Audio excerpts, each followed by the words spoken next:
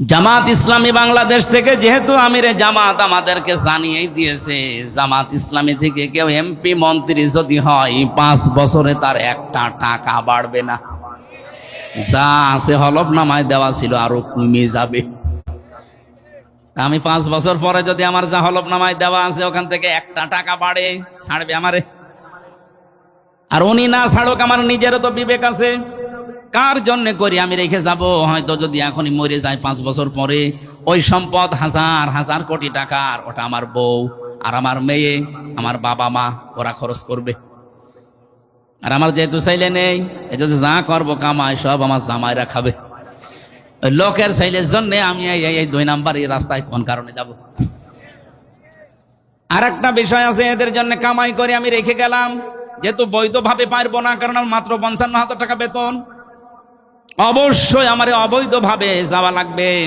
এই যে 25টা মন্ত্রী, 24টা প্রতিমন্ত্রী, সব মন্ত্রণালয়ে দৌড়াদৌড়ি করে বাজেট নিয়ে এসে অদাওদি কাজ করে অদাওদি যদি খেয়ে ফেলি, বলেন 5 বছরে কয়েক হাজার কোটি টাকার মালিক কোনো ব্যাপার না। করে গেলাম, করে কি লাভ হলো? অবৈধভাবে ইনকাম করে একদিকে আমার পাপের বোঝা পাহাড় পরিমাণ হয়েছে, আর একদিকে আমি মরে যাওয়ার পরে এই সম্পদগুলো আমার জামাই, আমার মেয়ে, আমার বউ, আমার মা বাবা, এরা আরো অবৈধভাবে ব্যয় করবে। কথা বলেন না কেন? ওরা যে হেদায়েতের উপর থাকবে, আমি মরে গেলে গ্যারান্টি আমার দিল কে? ওরা যে আমার উপকার করবে মরণের পরে, আমার গ্যারান্টি দিল কে? লা তাদরুনা আইয়ুহুম আকরাবু লাকুম নাফা। তোমরা কেউ জানো না, তোমাদের মা বাবা, তোমাদের বাপ দাদা, এই মানুষগুলো তোমাদের সন্তানাদি কে তোমাদের উপকারী কেউ জানো না। মরে যাওয়ার পরে ওরা দেখা যাচ্ছে এমন একটা আয়োজন করেছে যে আয়োজনে গোনা হয়। এরকম আয়োজন নেই দেশে? এরকম হাজারো অবৈধ কাজ করবে, বিশাল ডিশ এন্টিনা নিয়ে সারাদিন নাটক সিনেমা দেখলো মনে করেন। একদিকে আমার অবৈধ কামাই করা টাকা, আর একদিকে অবৈধভাবে ব্যয় করতে থাকবে। এদিকেও গোনা, ওইদিকেও গোনা, মাঝখান থেকে এগুলোর ভোগ করা লাগবে হামজাকে, আর ওরা থাকবে আরামে। এই পাগলামি আমি করব কোন কারণে? রিমান্ডে থাকাকালীন যখন আয়না ঘরে ছিলাম, ওই সময় একজন অফিসার আমারে পাহারা দিত, হিন্দু, সঞ্জয়। ও আমারে বলতো, আপনাকে আমি এমনিতেই ওয়াজে চিনি, আমরা যদিও হিন্দু মানুষ কিন্তু ওয়াজ শুনি। আমি বাইরের দেশে ছিলাম 2 বছর, কিসে নিয়ে যায় জানো ওদের? মিশনে। একটা মুসলমান দেশে গিয়েছিলাম। ওনারটা আমি বলছি 2 মিনিটে, এই কারণে এখানে একটা শিক্ষা, যে ওনারা কিভাবে বুঝেছিলেন আর আমরা আসলে মুসলমানেরা কিভাবে বুঝি।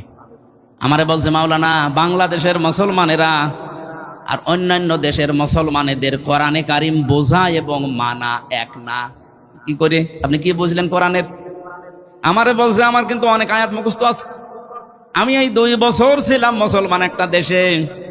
আমার মনে হয় সম্ভবত এটা 20 সালের ঘটনা, ওমানের কথা বলেছিল। কারণ এখন আর ভালো মনে নেই, আগে একবার পড়লে আমার মুখস্থ হয়ে যেত। রিমান্ডে এমন টর্চার করেছে, ছাতা মাথা শেষ। এখন 5 বার না 10 বার পড়লেও ছাতা মুখস্থ হয় না। মাথার চুল থেকে পায়ের তালু পর্যন্ত 1 ইঞ্চি জালেমরা বাদ দেয়নি, যেখানে অত্যাচার করে নাই। যেভাবে করা যায় ওইভাবে করেছে।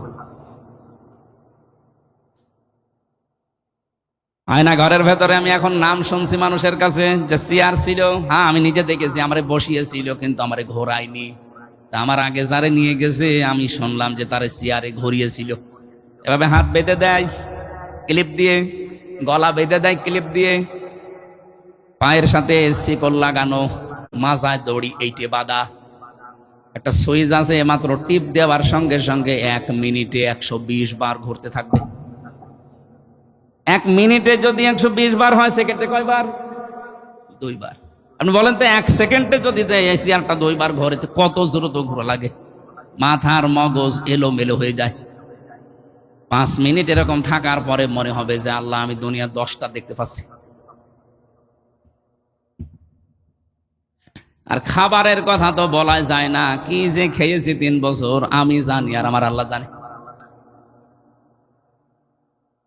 ওই সময় উনি আমারে বলছিলেন, মাওলানা, আমার বাড়ি রাজবাড়ি, আপনার বাড়ি কুষ্টিয়া শুনেছি, কিন্তু আমার হাত পা বাঁধা, কিছু করার নেই। ওই রাত 12টার সময় আসতো, ফজরের আগে চলে যেত। বলছে আমি যখন ছিলাম ওই দেশে এক হোটেলে আমি খাবার খাওয়ার জন্য রিজার্ভ করে নিয়েছিলাম হোটেলটা। প্রতিদিন খাবার খেতে যেতাম, আর দেখতাম খাবার আমার যে ছেলেটা দেয় পানি দিয়ে যায়। অনেক দিন পরে জিজ্ঞাসা করলাম যে তোমার নাম কি? এই হোটেলের মালিকের সাথে কি তোমার আত্মীয়? ছেলেটা বলছে হোটেলের মালিক আমার বাবা। হোটেলের মালিক আপনার বাবা, আর আপনি তার ছেলে, এত বড় বিশাল হোটেল, আর আপনি হোটেলের বয়। একটা কথা হইল, আপনার বাবা আপনাকে লেখাপড়া করাতে পারেনি?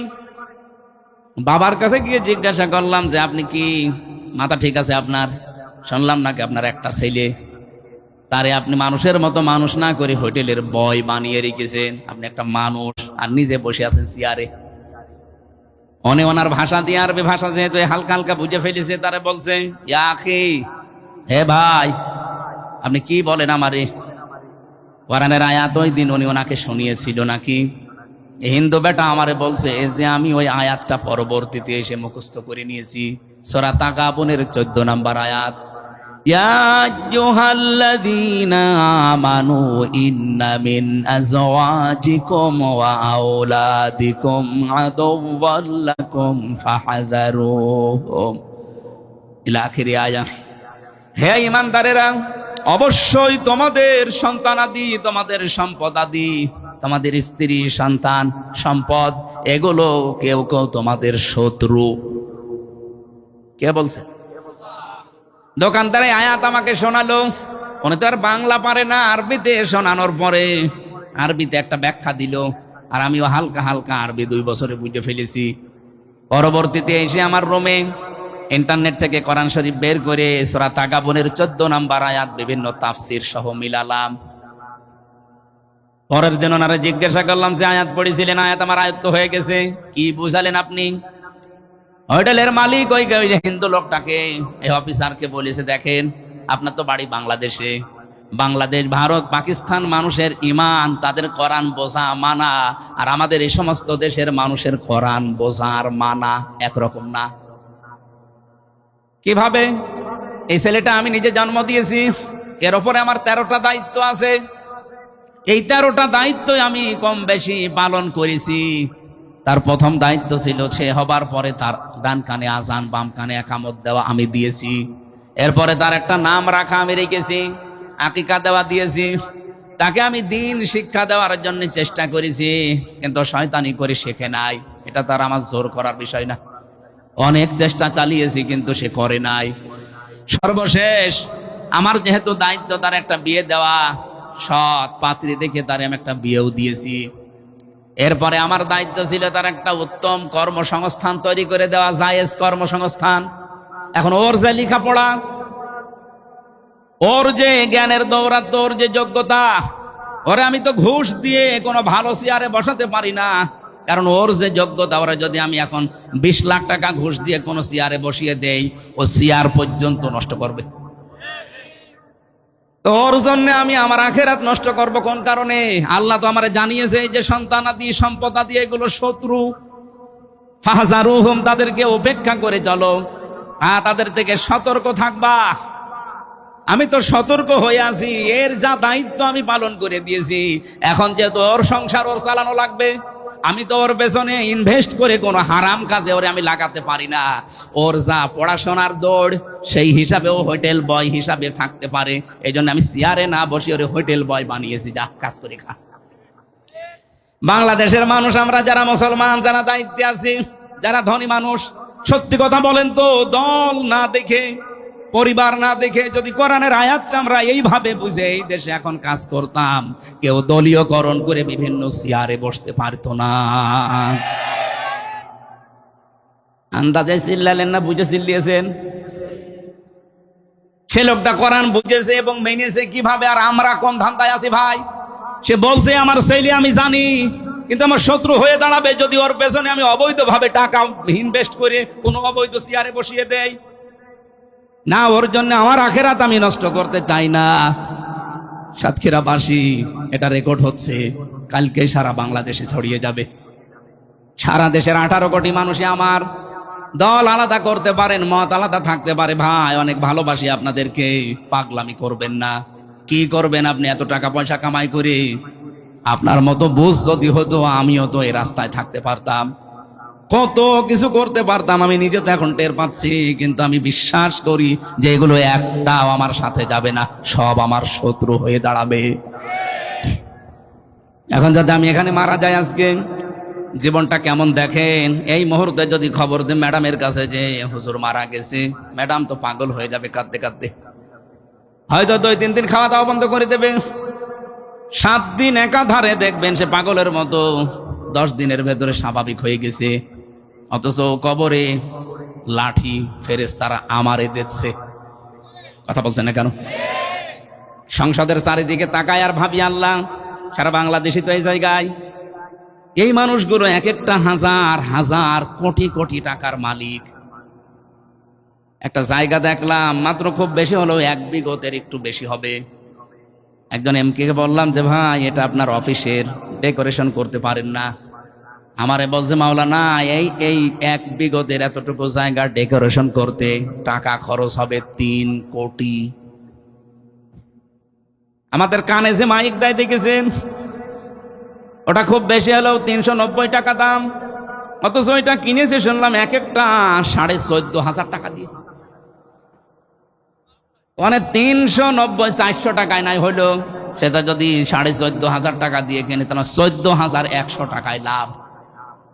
এরকম 1-2টা মাইক না, ওখানে মাইক আছে 300 জনের 300টা, আরো 50টা মহিলাদের, তার মানে 350। আপনি বলেন এটা গেলে মাইকে গেল।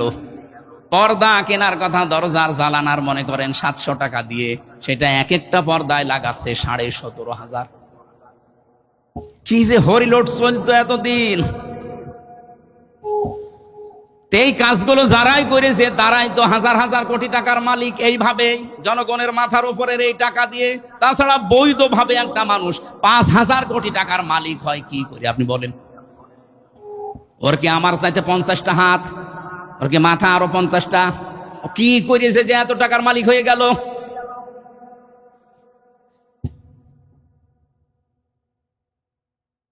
খুব বেশি হলেও 10 দিন পরে বউ আমার স্বাভাবিক হয়ে যাবে।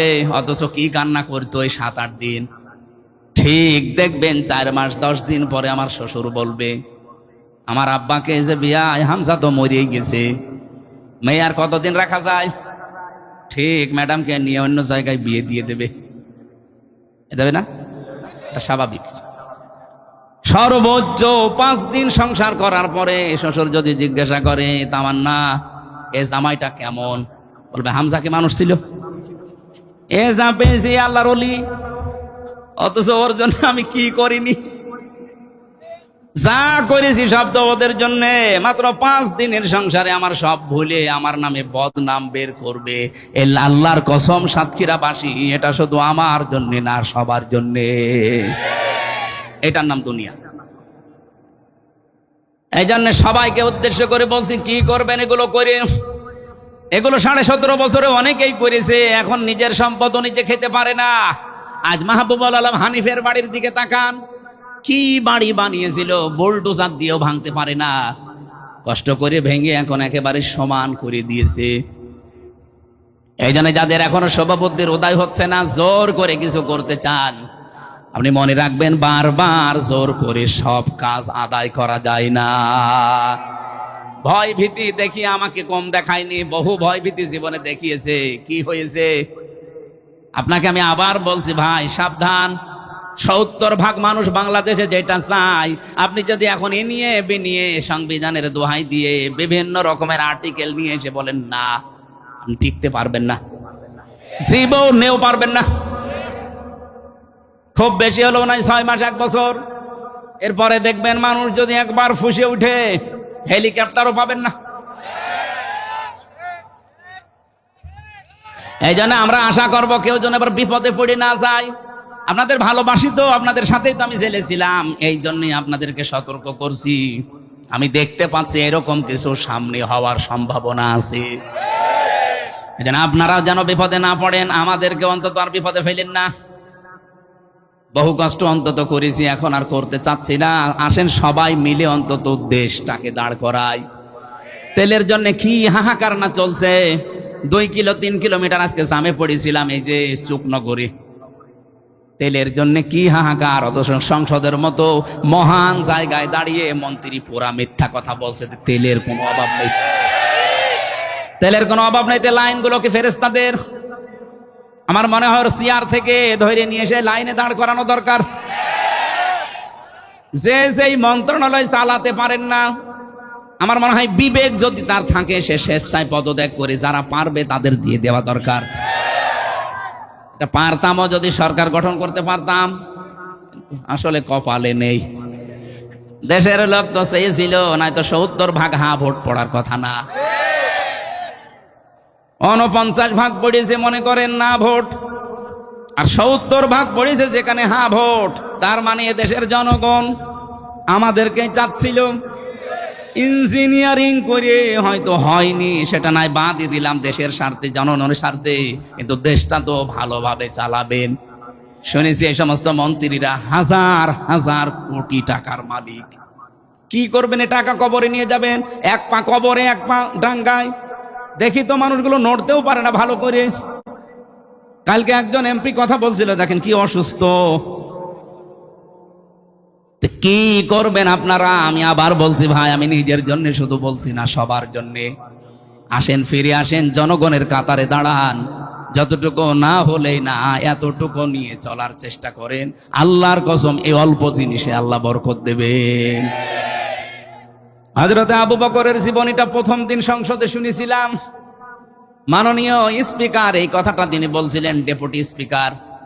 আমার ওই দিন থেকে মনে মনে হচ্ছিল, উনি সহ যারা এদেশের দায়িত্বে এখন আছে, এরা যদি এই কথাটা মেনে চলতে পারে, বাংলাদেশ 5 বছর লাগবে না, 2 বছরেই ঠিক মানুষের দ্বারে দ্বারে খাবার পৌঁছিয়ে যাবে। খলিফাতুল মুসলিমিন হযরতে আবু বকর সিদ্দিক রাদিয়াল্লাহু তাআলা আনহু, তার সন্তানটা একদিন এসে বলে, ও মা, আমি পায়েস খেতে চাই। হযরত উম্মে রুমানা রাদিয়াল্লাহু তাআলা আনহা, আবু বকরের স্ত্রী, বললেন, বাবা পায়েস তো বানাবো, সে টাকা সেই রকম সম্পদ আমাদের কাছে এখন নেই, বাবার কাছে বলো। উনি স্ত্রী হিসাবে বললেন স্বামীর কাছে যে আগামী মাসের বেতনটা একটু অ্যাডভান্স নিয়ে আসেন। আপনার হয়তো রাষ্ট্রের পক্ষ থেকে ভাতা দেয়, মনে করেন 10,000 টাকা, আপনি টাকাটা নিয়ে আসেন আগামী মাসেরটা। ছেলে এখন খেতে চাচ্ছে, তার মন চেয়েছে একটু রান্না করে দেয়। উনি গেলেন অর্থমন্ত্রীর কাছে, বাইতুল মালে যিনি দায়িত্বে আছে, বললেন আগামী মাসের বেতন আমারে দিয়ে দেন, আমার জরুরি কাজে লাগবে। বাইতুল মালে যিনি দায়িত্বে আছে উনি বললেন, খলিফা, আগামী মাস পর্যন্ত সরকারে আপনি থাকবেন, চেয়ারে থাকবেন, এই গ্যারান্টি আপনারে দিল কে? জনগণ যে আপনারা আগামী মাস পর্যন্ত রাখবে, গ্যারান্টি আপনি পেলেন কোথায়? 2 নম্বরে, আগামী 1 মাস আপনি দুনিয়ায় বেঁচে থাকবেন, সেটা লিখে দেন, এরপরে আগামী মাসের বেতন দেব। আমার মনে হয় দেশে যারা এখন দায়িত্বে আছে 1628 জন, এবং আমরা যারা বিরোধীতে আছি অন্তত 77 জন, সবাই যদি সরকারকে এভাবে এইটে ধরতে পারি, সরকারও টাইট থাকবে। তো পারছি কই? কারণ কোন আইন পাশ করতে হলে আমরা মাত্র 77 আর ওরা 211। স্পিকার যদি বলেন এই আইনটা আজকে পাশ করা হবে, যারা পক্ষে আছেন তারা হ্যাঁ বলেন, ও ছাতা দেখি হ্যাঁ, এত জোরে আওয়াজ হয় 211 জন, আর না বললে 77 জনে ওদের অর্ধেকও না। কিয়ামত পর্যন্ত এরকম থাকলে আইন পাশ হবে? বলেন বলেন। আমরা চাচ্ছি আগামীতে যদি সত্যি আমরা হায়ের পক্ষে 151 জনকে নিয়ে যেতে পারি, আল্লাহর কসম দেশে কোরআনের নিয়ম নীতিগুলো একটা একটা করে চালু হলে আমাদের অভাব থাকবে না। নামাজের জন্য ওয়াজের মাহফিল করা লাগবে না, কারণ কোরআনে কারিমে আল্লাহ জানিয়েছেন, আল্লাযীনা ইম্মাক্কান্নাহুম ফিল আরদি আকামুস সালাহ, আমি যদি ঈমানদারকে ক্ষমতা দেই তারা নামাজ কায়েম করবে। যদিও কালকে আমার ফলোর আছে, আমি আশা করছি কাল 7 মিনিট সময় পাবো। কাল এই 15-20 সেকেন্ডের জন্য এটা তুলে ধরবো যে মাননীয় স্পিকার, যদিও নোটিশ দেওয়া লাগে, ওটা আবার পাশ করতে হয়, তারপরও কালকে সংসদে তুলবো ইনশাআল্লাহ, যে আমাদের দেশে 92% মুসলমান আমরা রাষ্ট্রীয়ভাবে নামাজ কায়েম চাই। উনি হয়তো বলবে যারা এই পক্ষে আছেন হ্যাঁ বলেন, হ্যাঁ তো হয়তো 77 জন নাই হাত তুলবে, বাকি 213 জন না। ভেতরে ভেতরে আমি কাজ করেছি, এই 211 জনের ভেতরেও কিছু কিছু মানুষ বলেছে হুজুর তোলেন, আমরাও আসি। তো এরা যদি, আমার মনে হয় যতগুলো মানুষের সাথে যোগাযোগ করলাম, এ সবাই যদি কালকে কথাটা ঠিক রাখতে পারে, এটা হয়তো আগামীতে পাস হবে। নোটিশ দিতে বলবে, দেব নোটিশ। দেওয়ার পরে যেই দিন বলবে আজকে হাত তোলেন যারা হ্যাঁ আছেন, আমি আশা করছি যেহেতু মুসলমান আমরা, খালি 2 জন হিন্দু আছে, গয়েশ্বর বাবু আর নিতাই চন্দ্র রায়, এই 2 জন বাদে সব আমরা অন্তত মুসলমান। নারী হোক আর পুরুষ হোক সব আমরা মুসলমান। 151 জন, বেশি লাগবে না, 151 জন যদি কালকে বলতে পারে মাননীয় স্পিকার আমরা হায়ের পক্ষে আছি, বাংলাদেশে আর নামাজের ওয়াজ করা লাগবে না, নামাজ আপনি পড়বেন, আপনার বাপ পড়বে। এটা আপনারা চান না কালকে? আপনারা কারা চান দেখি আগে হ্যাঁ বলেন তো, লিল্লাহে তাকবীর। দেখেন তো হাত তোলেনি কে?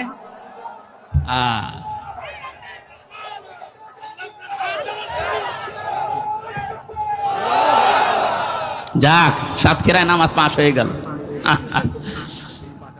আগে পাশ আছে, আপনাদের তো সাতক্ষীরার 4 জনই মনে হয় জামাত ইসলামের 4 জন। আলহামদুলিল্লাহ, এই 4 জন তো অন্তত কালকে আমার পক্ষে আছে। যশোরে আছে 6 জনের 5 জন, আর একজন আছে ও ভাই আমাদের পক্ষে। ইনশাল্লাহ এরকম যা যা ভেতরে ভেতরে মিলিয়েছি, প্রায় আমি 150 জনের সাথে যোগাযোগ করেছি, তার ভেতরে 100 জন বলেছি হ্যাঁ আসি। আমরা তো 77 জন, আর 100 জন যদি কথা ঠিক রাখে, আশা করছি কালকে একটা চমক হবে। কিন্তু ওরা যদি কথা দেওয়ার পরও কালকে কারো ভয়ে এভাবে করে থাকে, নেই আমি নেই, এমনি কথা দিয়েছিলাম, তাহলে হয়তো কালকে হবে না। আশা করছি তারা কথা ঠিক রাখবে ইনশাল্লাহ।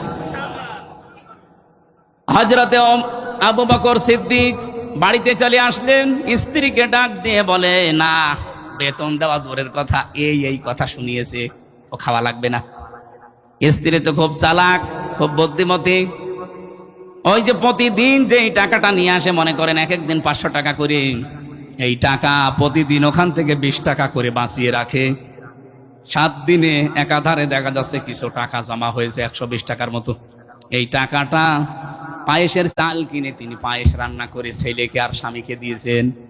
হযরত আবু বকর ওটা পেয়ে জিজ্ঞাসা করলেন কোথায় পেয়েছো, কোন হারাম ভাবে? স্ত্রী বলে না, এটা পেয়েছি আমি এই ভাবে।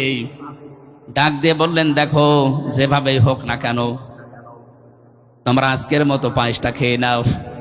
চলে গেলেন বাইতুল মালে, অর্থমন্ত্রীকে ডাক দিয়ে বললেন দেখেন, আমারে 10,000 টাকা করে মাসে মাসে বেতন দেয় সরকার, আমি দেশের দায়িত্বে আছি, এ কারণে ভাতা হিসাবে আমি হিসাব করে দেখলাম অন্তত 120 টাকা কম হলেও আমার সংসার চলে। আগামী মাস থেকে 9,880 টাকা আমারে দিয়ে আমার সংসার চলবে। এ বাংলাদেশ ভালো করার জন্য আমি দেখতে পাচ্ছি কিচ্ছু দরকার না, এ দেশটা দাঁড় হয়ে যাবে। শুধুমাত্র এই 350 জন মানুষ আর সরকারি 1628 জন দায়িত্বে আছে। এই মানুষগুলো যদি আবু বকরের মতো মন তৈরি করতে এবার পারে, 5 বছরে বাংলাদেশ মালয়েশিয়ার মতো হয়ে যাবে। কিসের তেলের জন্য হাহাকার করা লাগবে? হ্যাঁ, আন্তর্জাতিক ভাবে যেটা চলছে যুদ্ধ বিগ্রহ আমরা জানি, এইটার জন্য তেলের ক্রাইসিস না। তাহলে হঠাৎ করে একদিনে 20 টাকা বেড়ে যেত না, তার মানে এখানে কোনো সিন্ডিকেট আছে, এখানে কোনো দুর্নীতি হচ্ছে। আজকের আমার তেলাওয়াত কি আয়াতের ভেতরে যেটা আছে, আমি এই সম্পর্কে কিছু কথা বলতে চাই। এদিকে তাকান, আল্লাহ রাব্বুল আলামিনের ওই কথা স্মরণ করি আমি আরম্ভ করছি। আমরা যে কেউ যদি পাগলামি না করি, ধোকায় না পড়ি, প্রতারণায় না পড়ি, কিচ্ছু হবে না দুনিয়া দিয়ে। আজ হোক কাল হোক, 2 দিন আগে পরে যাওয়াই লাগবে মাটির নিচে। এই জন্য অনুসরণ যদি আমরা করতে চাই, কোরআনকে আংশিক না পূর্ণাঙ্গ, রাসূলুল্লাহকে আংশিক না পূর্ণাঙ্গ, পূর্ণাঙ্গ অনুসরণের মাধ্যমে আল্লাহ পাক নিজে আমাদেরকে ভালোবাসবেন, তার আমাদের জীবনের অপরাধগুলো মাফ করে দেবেন, কারণ আল্লাহ গফুর রহিম। বলেন সুবহানাল্লাহ। সূরা তাহা 74-75 নাম্বার আয়াত পড়েছি। আমি আগেই বলেছি 2টা সংক্রান্ত আছে, একটা জান্নাত আর একটা জাহান্নাম। ইন্নাহু মাইয়াতি রাব্বাহু মুজরিমান ফাইন্না লাহু জাহান্নাম। রব্বুল আলামিন বলেন, অবশ্যই তোমাদের ভেতরে যে কেউ অপরাধী হয়ে, গুনাহগার হয়ে, মুজরিম হয়ে, পাপিষ্ঠ হয়ে এই লোকটা যদি আমি আল্লাহর কাছে ধরা দেয় আসে, আমি আল্লাহ প্রথমেই তাকে জাহান্নামে দেব। লা ইয়ামুতু ফিহা ওয়ালা ইয়াহইয়া, লোকটা জাহান্নামে বাঁচবেও না মরবেও না। প্রশ্ন আসতে পারে জাহান্নামে দেবে মানে সে তো কিয়ামতের পরে, কবরে থাকবো কতদিন পড়ে জাহান্নামে দেবে কি করে? আল্লাহর নবী বলেন, আল কবরু রাউদাতুম মিন রিয়াজিল জান্নাহ ওয়া হুফরাতুম মিন হুফারিন নার। এই পৃথিবী থেকে বিদায় নেওয়ার পরে কবরটা কারো জন্য জান্নাতের বাগান হয়ে যাবে, আর কারো জন্য হয়ে যাবে এটা জাহান্নামের গর্ত। তার মানে আপনি জান্নাতি না জাহান্নামী সেই কিয়ামতের পরে ওটা লাগবে না, কবর থেকে শুরু হয়ে যাবে। সময় তো আমাদের হাতে একেবারেই কম, কখন কার মরণ চলে আসে কেউ জানি না। এই জন্য জাহান্নাম আমার কবর থেকে যেন আরম্ভ হয়ে না যায়। প্রত্যেক ব্যক্তিকে আজকে থেকে সতর্ক হওয়া লাগবে, এমন কাজ করে আমি মালিকের কাছে যেতে চাই, আমি যেন মুজরিম হয়ে পাপিষ্ট হয়ে না যাই। নিজের দিকে খেয়াল করে জীবন চালালেই আমরা পরিবর্তন হয়ে যেতে পারবো ইনশাআল্লাহ।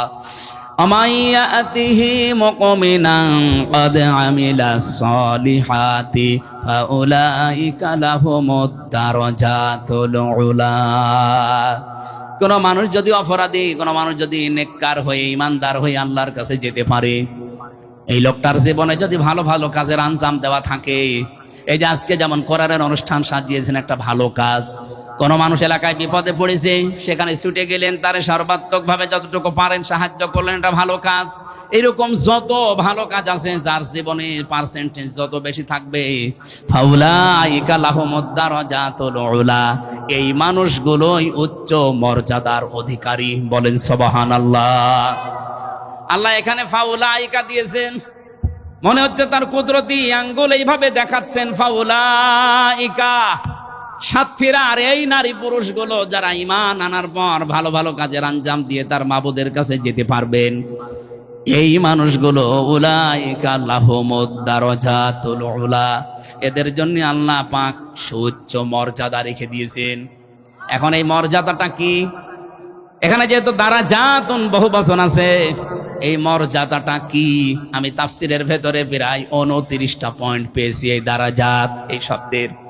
রব্বুল আলামিন এই পৃথিবী থেকে একেবারে জান্নাত দেওয়া পর্যন্ত কোন মানুষকে যদি মর্যাদা দিতে চান, এক নম্বরে তার মর্যাদা হচ্ছে সৃষ্টি জগতের ভেতরে তার প্রতি একটা মহাব্বত তৈরি হয়ে যায়।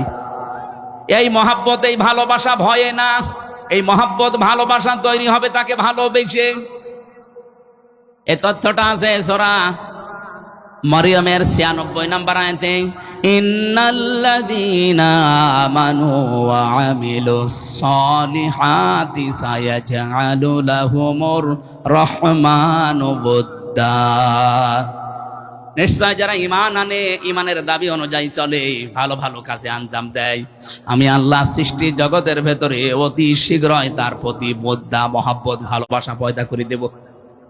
একটা উদাহরণ দিলে বুঝবেন আপনি। আপনি রাগ করলেও আমি বলবো, বাংলাদেশে মাওলানা দেলাওয়ার হোসেন সাঈদী রহমতুল্লাহ আলাইহি, এ লোকটার আদর্শের সাথে আমাদের অনেকের আদর্শের মিল নেই, কিন্তু দল মত নির্বিশেষে তাকান, এ দেশে সবাই কিন্তু তাকে আমার মনে হয় সামনে না হোক পেছনে ভালোবাসতো। কথা বলেন না কেন?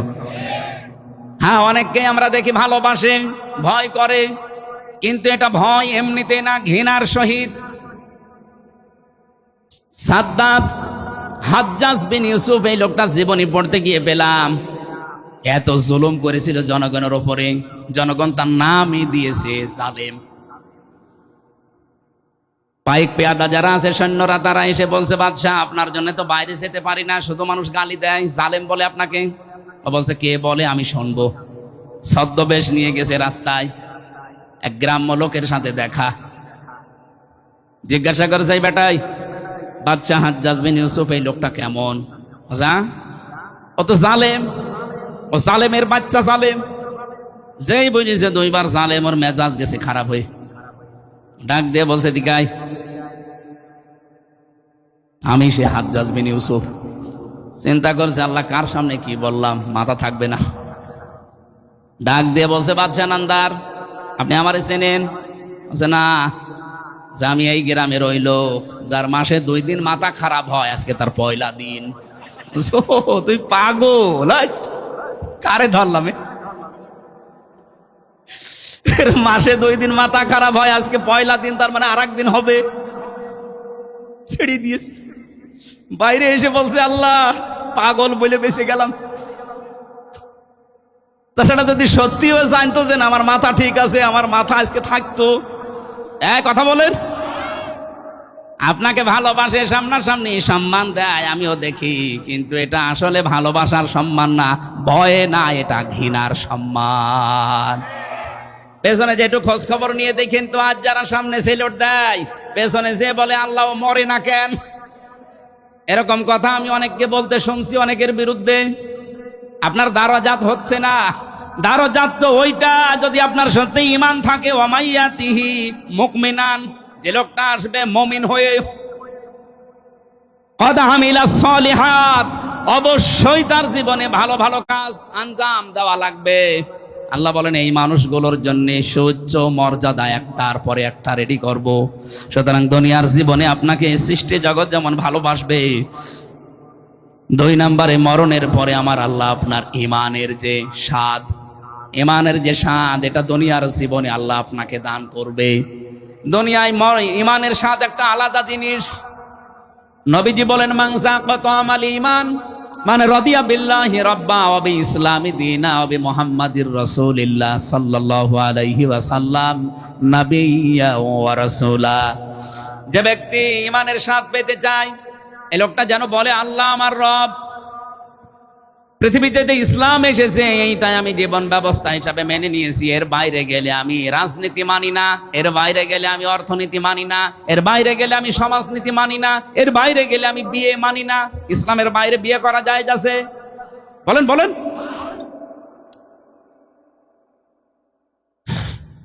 সব মিলে তার মানে আমি সিদ্ধান্ত নিয়েছি ইসলামের বাইরে গেলে আমি কিচ্ছু মানি না। এমনকি ইসলামের বাইরে যদি আমার নেতা যায়, ওই নেতাকেও মানি না। ইসলামের বাইরে আমার মা বাবা গেলেও মা বাবাকেও মানি না। হ্যাঁ, তাদের হক আমি আদায় করি, কিন্তু তাদের আনুগত্য আমি জীবনও করব না, কারণ আমার মা বাবার জন্য আমার আখেরাত আমি নষ্ট করতে পারি। 3 নম্বরে এই পৃথিবীতে আদর্শ হিসাবে আমি রসুল ছাড়া কাউকে মানি না। নবীজি বলেন এই লোকটা ইমানের স্বাদ পেয়েছে। এখন আপনি পেয়েছেন কিনা দেখেন। আপনার এই যে দারাজাত, মর্যাদা, এটা আপনাকে পাওয়া লাগবে দুনিয়াতেই। 3 নাম্বারটা বলবো এবার, নাকি রাত হয়ে গেল? আপনারা থাকবেন তো ইনশাল্লাহ? এই মাহফিলটা কয়েকদিনের ব্যবধানে দেওয়া, এরা খুব বেশি প্রস্তুতি নিতে পারেনি। আর ওই যে একটা মানে ধূম্র জালের ভেতরে ছিল, আসবো কি আসবো না এরকম একটা ঝামেলা ছিল।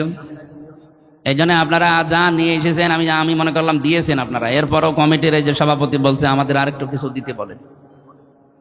যারা রুমাল নিয়ে যাচ্ছে 2-3 মিনিট থাকবে, 2-3 মিনিটের ভেতর ওটা শেষ করে দিন। আমরা বলছি কই আপনাদের লোকজন নেই, সাইডে লোক আছে বলে ওরা একটু ঢুকে যাক। আপনার এখান থেকে যদি আরেকটু কিছু আসে, এনাদের একটু চাপ কমবে। এত বড় বিশাল আয়োজন, মেয়েদের জন্য প্যান্ডেল বানিয়েছেন? হ্যাঁ, মেয়েদের জন্য প্যান্ডেল আছে, মেয়েদেরকে আরো ডবল জায়গা দিয়েছে। যান, এটা মনে হয় মহিলা প্যান্ডেল না? কয় লোকজন কয়? যা তাড়াতাড়ি যান, 1 লাইন দিয়ে চলে যান। সুবহানাল্লাহ আলহামদুলিল্লাহ লা ইলাহা ইল্লাল্লাহ, সুবহানাল্লাহ আলহামদুলিল্লাহ লা ইলাহা ইল্লাল্লাহ। এই কি আশ্চর্য! সামর্থ্য থাকলে আপনি দেন, না থাকলে বসে থাকেন, ওঠাউঠি করবেন না ভাই।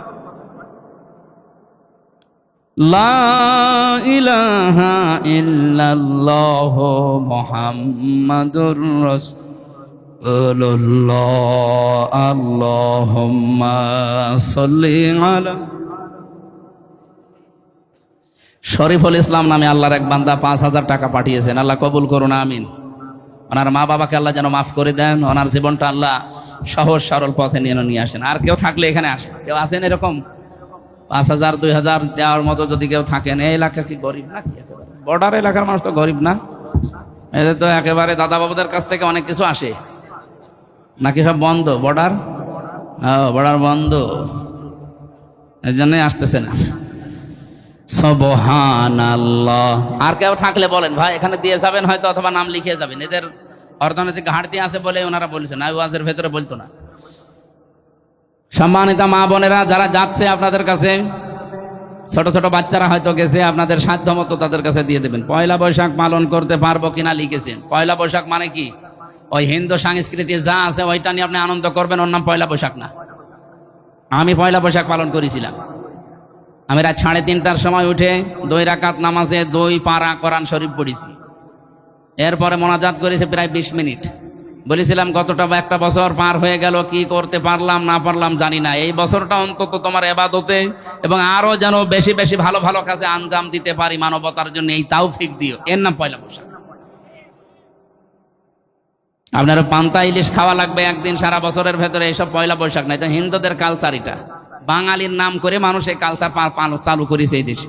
আরো যে সমস্ত বিষয়গুলো সামনে নিয়ে এসে মানুষ পালন করে, মেয়েদেরকে সামনে দিয়ে না, এগুলো পয়লা বৈশাখের নামে অপসংস্কৃতি, এটা ভুলে যাওয়া লাগবে। মুসলমানদের অনেকগুলো সাংস্কৃতিক বিধান কে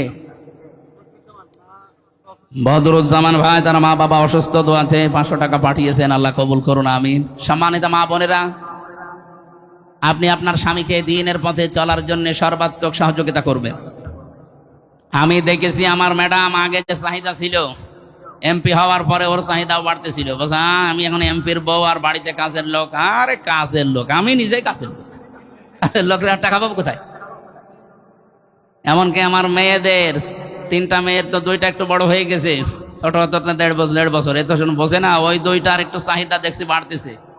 আমার চাচারা, আমার আত্মীয় স্বজন মনে করছে যে এ মনে হয় সে সালমান এফ রহমানের মতো আছে না, এ এমপি, সে এমপি না, একেবারে মাটির মতো থাকতে চাই। ভাই কারো জন্যে, সেই স্ত্রী হোক মা বাবা হোক, কারো জন্য আমার আখেরাত আমি নষ্ট করতে চাই না। অত পাগল শামসুদ্দিনা। এই জন্য আমি চেষ্টা করছি অন্তত টিকে থাকার, ভালো পথে থাকার।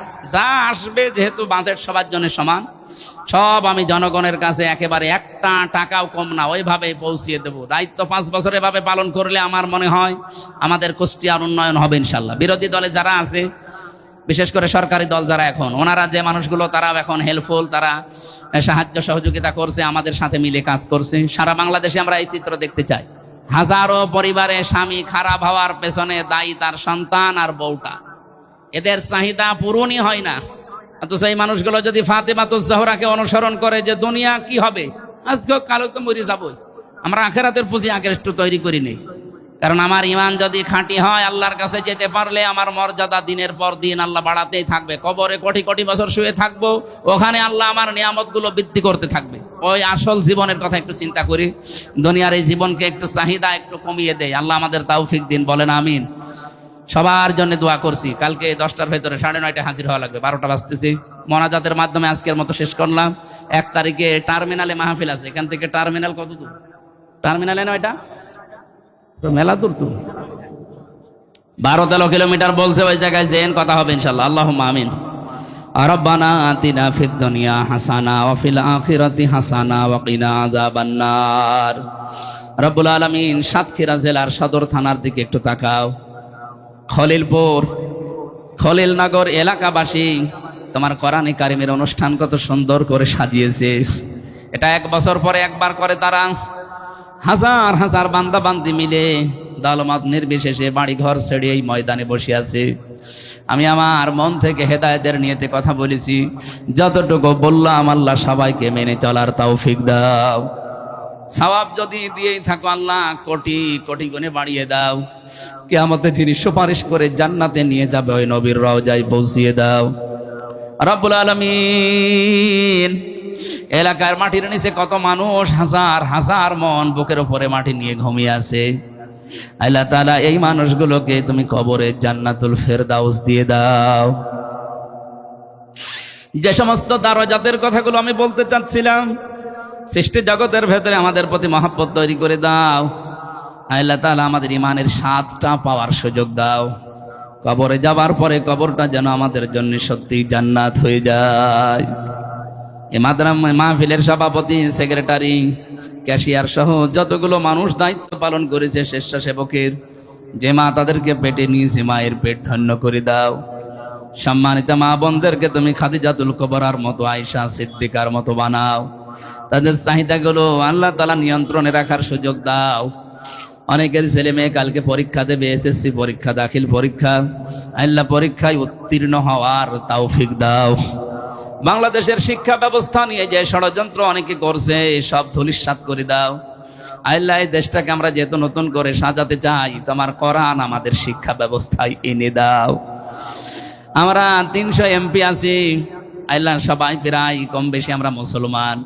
কোরআনে কারিমের শিক্ষা ব্যবস্থার পক্ষে এবার আইন পাশ করার সুযোগ করে দাও।